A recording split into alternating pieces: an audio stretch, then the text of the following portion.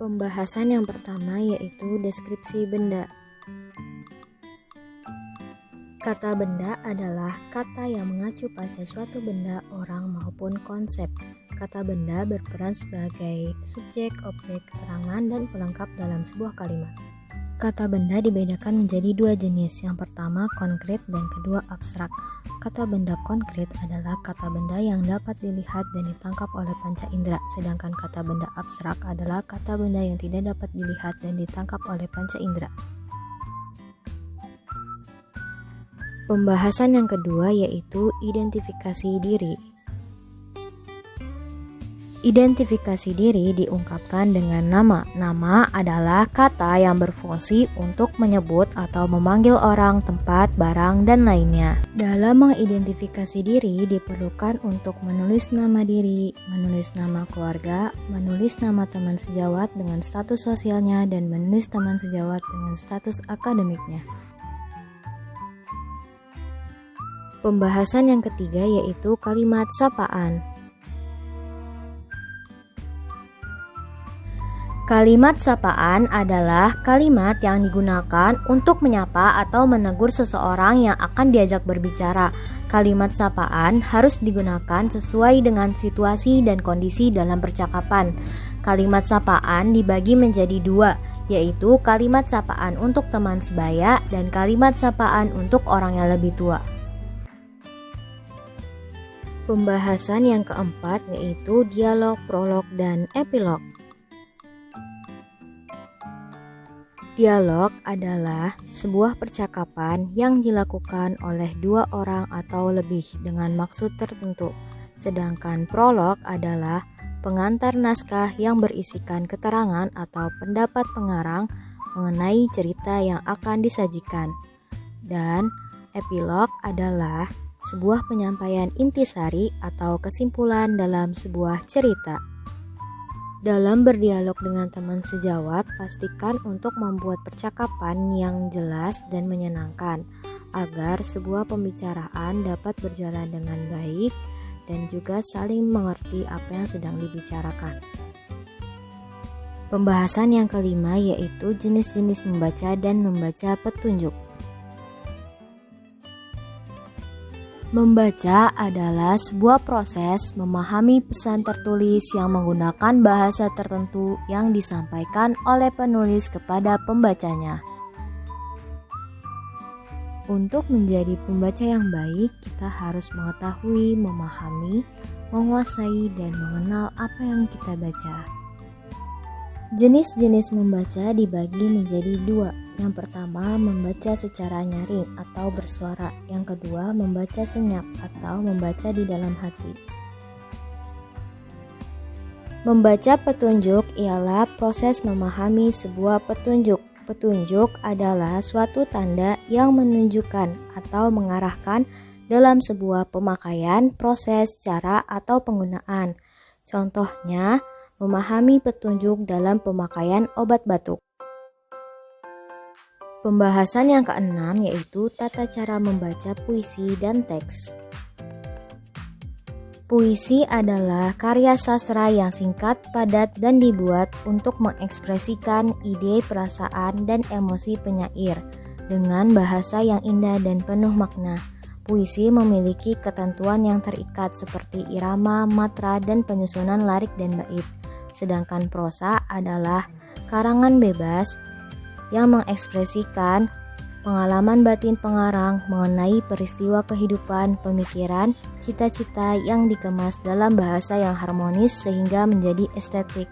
Prosa tidak memiliki ketentuan yang terikat yang ada pada puisi. Cara membaca puisi ialah dengan berlatih menggunakan irama, intonasi, dan kejelasan vokal dan pengucapan serta menyesuaikan gerak dan penampilan.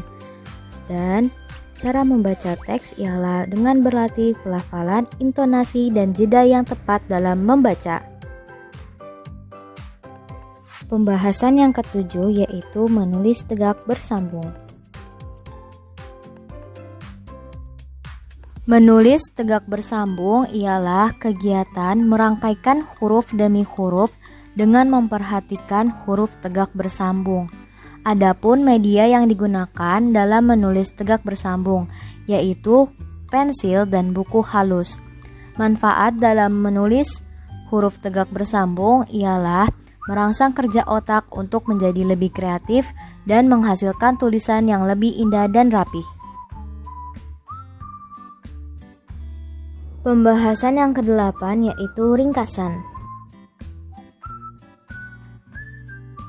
Ringkasan ialah suatu cara menyajikan sebuah karangan yang panjang dalam bentuk singkat, sedangkan ikhtisar adalah intisari dari sebuah objek tulisan yang dirangkum dan berbentuk ringkasan. Ikhtisar sendiri tidak perlu mempertahankan urutan isi karangan asli. Perbedaan ringkasan dan ikhtisar yaitu ringkasan masih memperhatikan susunan atau sistematika karangan asli, sedangkan ikhtisar, hal yang dipentingkan dalam ikhtisar yaitu seluruh gagasan yang ada dalam karangan asli dapat terwakili secara utuh. Langkah-langkah dalam membuat ringkasan yaitu membaca, lalu menyeleksi, kemudian menulis, dan membandingkan. Pembahasan yang ke-9 yaitu parafrase. Parafrase ialah penulisan ulang karya sastra dan mengurai tulisan tersebut tanpa mengubah makna aslinya. Langkah-langkah membuat parafrase yaitu membaca dan memahami karya sastra, kemudian mencatat kata kunci dan menjelaskan redaksi yang berbeda. Contoh parafrase yaitu memparafrasekan puisi menjadi prosa, lalu prosa menjadi puisi, dan naskah drama menjadi prosa atau cerita. Pembahasan ke-10 yaitu surat resmi dan surat pribadi. Surat adalah alat atau sarana komunikasi untuk menyampaikan pikiran atau maksud dari pengirim secara tertulis. Surat dibagi menjadi dua jenis, yaitu surat resmi dan surat pribadi. Surat resmi atau surat dinas adalah informasi yang ditulis oleh suatu lembaga atau instansi. Sedangkan surat pribadi ialah surat yang tidak resmi dan ditulis untuk kepentingan pribadi yang bersifat informal. Pembahasan yang ke-11 yaitu formulir dan kwitansi.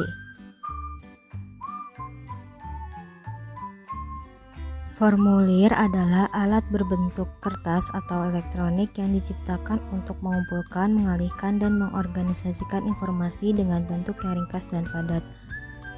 Sedangkan kwitansi adalah dokumen atau surat yang digunakan sebagai tanda bukti telah terjadinya transaksi pembayaran. Pembahasan yang ke-12 yaitu naskah pidato. Naskah pidato. Apa itu pidato? Pidato adalah kegiatan berbicara di depan halayak ramai untuk menyampaikan pernyataan, gagasan, ide, petunjuk, atau nasihat dengan susunan kata yang baik. Adapun langkah-langkah dalam menulis pidato. Yang pertama yaitu menentukan tema pidato, kedua menentukan tujuan, poin penting, dan durasi pidato. Ketiga, menyusun kerangka pidato, dan keempat, mengembangkan kerangka pidato.